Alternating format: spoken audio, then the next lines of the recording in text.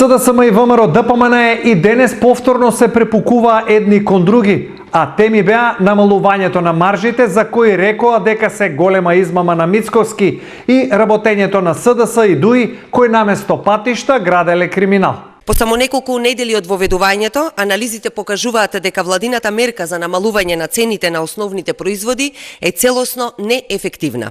Голем дел од цените не се намалени, некои се намалени минимално, а за некои производи цените дури и се зголемени.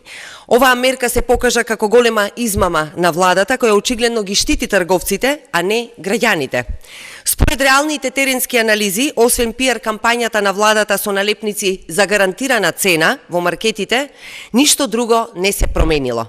Наместо да манипулира со лажни ветувања и со лажни кампањи, Мицковски треба да се охрабри и да ги продолжи добрите политики на СДСМ. Автопатот од Скопје до Блаце во должина од само 10 километри е испроектиран по траса која ќе ја чини државата 300 милиони евра. Каде е проблемот? Изберената траса е по која одредени луѓе непосредно пред да почне проектот купувале имоти. Очигледно е дека врвот на ДУИ и СДС сакал сериозно да профитира од експроприацијата. И траса со многу тунели.